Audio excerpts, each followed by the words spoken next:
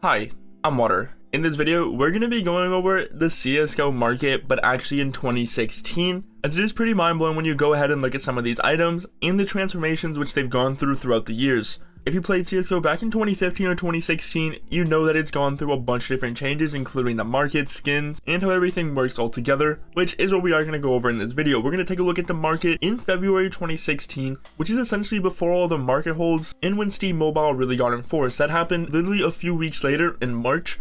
So let's take a look at what the Steam market was like in 2016. Starting right off, before we actually do, let's take a look at what the market looks like right now, just so we can give it a good comparison. And you'll notice on the front page, there's essentially only cases and capsules. These are the most popular ones, and seeing as there is just such a high quantity of these items, it does make a little bit more sense. But this is where it gets a little interesting when we compare this into what it was like in 2016. Saying this though, I'm just gonna hop into a time machine and go straight over to 2016. Alright, here we have the Steam marketplace over 6 years ago on February 8th, 2016. And you will notice straight away that there is a few items which we don't see on the marketplace at all anymore. These are the case keys, but let's not get into those just yet. Let's talk about the skins and the cases. Starting right off, the most popular item at this time is actually an AK-47 Redline. It is pretty crazy to think about, especially when you look at its price being $4.34. Which, when you go ahead and take a look at the Redline's price at the moment, you will notice that it did almost increase a complete $10. Right here is essentially when we are looking at the marketplace, so you can see how much it has grown since then. It's essentially gone through a huge increase due to the fact that it is generally just a really popular play skin. Obviously, as well as this, we have the Chroma 2 case, which is literally sitting at 9 cents, with it being the most popular case that people are unboxing at that time. If you invested in the Chroma 2 case at this exact moment on February, you would have essentially 10 times your investment, as it is sitting around 80 to 90 cents right now.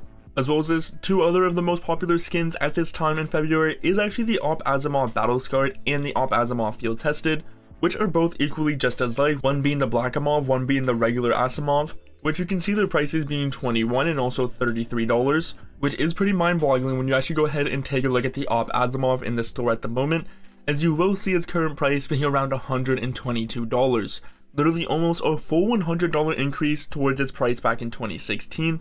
Which is something that is pretty crazy to really be thinking about. The Battle Scarred version did make around a 3 times increasing, as it is around $63, but all in all, it is still pretty crazy to see that the Asimov was one of the most popular items back in this time. You'll notice at this time there's a lot less cases, capsules, as more so people would just be buying the exact skins that they actually like. Investing back then was never really a thing, so you don't see people mass buying cases either, and keys were literally used as a way to trade. Saying this though, going back to February 2016, a very popular skin at this time was actually the Frontside Misty, seeing as it was around $8 to $9.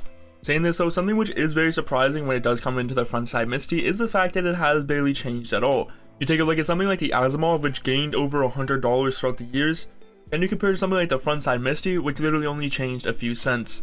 This was just a few weeks after the Shadow case actually released, but the Frontside Misty has barely even moved in price. You can see this is its lifetime chart, literally comparing it to what we are looking at right now, which is February 2016.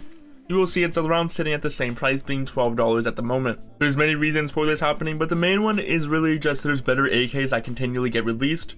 So the Frontside Misty isn't something like the Asimov, which actually has demand and will be growing in price over time. Saying this out, next up in 2016, one of the most popular skins was actually the Op Man of War, and it was chilling at just under $10, being around $9.50. You might be wondering how the Man of War is doing right now in this current market, and that's where it is chilling around $30, essentially making a 3 times increase. Definitely a lot better than the Frontside Misty, which didn't even double. Saying this so, it literally wouldn't be 2016 without looking at the M41's iconic Hyper Beast, which was one of the most hyped play skins at this time. At the time, everyone thought that this was one of the most artistic skins in the game, and with it being the covert to the Chroma 2 case, which is literally the most popular case at this time, it combined it as well to become one of the most popular skins.